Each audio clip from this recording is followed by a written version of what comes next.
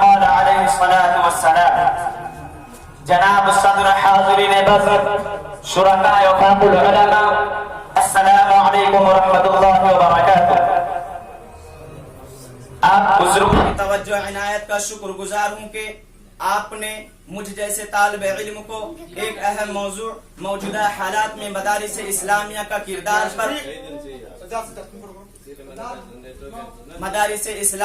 کردار پر کچھ کہنے کا موقع عنایت فرمائے.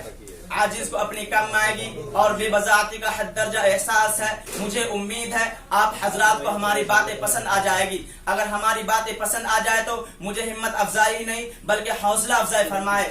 میرے محترم بزرگ اور دوستو، میں ان اعتراض کرنے والوں کو بتانا چاہتا ہوں جو یہ کہتے ہیں کہ مدارس اسلامیہ میں کچھ حاصل نہیں ہوتا.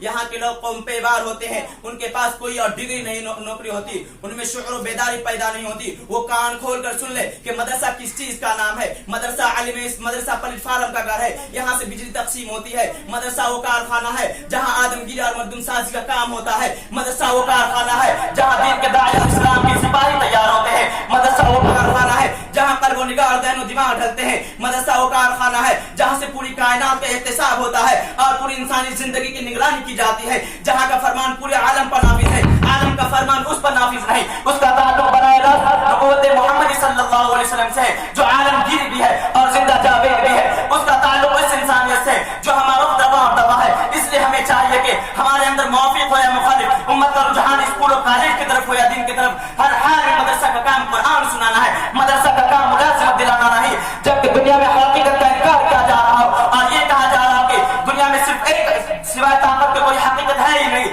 جب دنیا میں بلا محبت ڈنکے کی چوٹ پر یہ کہا جا رہا ہو کہ دنیا میں صرف ایک حقیقت زندہ ہے اور سب حقیقت مر چکی، اخلاقیات مر چکی، صداقت مر چکی، عزت مر چکی، غیرت مر چکی، شرافت مر چکی، خودداری مر چکی، انسانیت مر چکی. صرف ایک حقیقت نام باقی ہے اور وہ نفع اٹھانا اور اپنا کام نکالتا ہے. اس وقت مدرسہ اٹھتا ہے اور اعلان کرتا ہے انسانیت مری نہیں ہے. اس وقت مدرسہ اعلان کرتا ہے کہ نقصان میں نفع ہے، کھان میں جیت ہے، بھوک میں وہ لذت ہے جو کھانے میں نہیں. اس وقت مدرسہ اعلان کرتا ہے کہ سب سے بڑی طاقت خدا کی طاقت، سب سے بڑی صداقت حق کی صداقت. یہ ہے مدرسہ کا کام. اور اگر مدرسہ یہ کام چھوڑ دے اور دنیا کے سارے کام کرنے لگے تو مدرسہ کہلانے کا مستحق نہیں. خدا کا شکر ہے کہ مدرسہ نہ ہوگا کہ رخ پر چلنے کو قبول نہیں کیا. ایسے مدرسے مبارکباد کا مستحق ہے. میں سلام کرتا ہوں ان کی عظمت کو، میں سلام کرتا ہوں ان کی استحقاقت کو کہ آپ نے دنیا کو قبول کرنے کے بجائے اپنے دین کو سینے سے لگایا اور قوم ملت کے سامنے دین کو پہنچایا. والربانیون والاحبار بما استحفظوا من کتاب اللہ وکانوا علیہ شہداء. محترم علماء کرام اور دین کے نمائندہ اور دین کے سچا قاصد بن کر کام کرے. یاد رکھیے کل قیامت میں رسول اللہ صلی اللہ علیہ وسلم کے سامنے قبولی نصیب ہوگی انشاءاللہ. اللہ تعالی ہمیں دین کے خاطر جینے اور دین کے خاطر مرنے کی توفیق عطا فرمائے. آمین.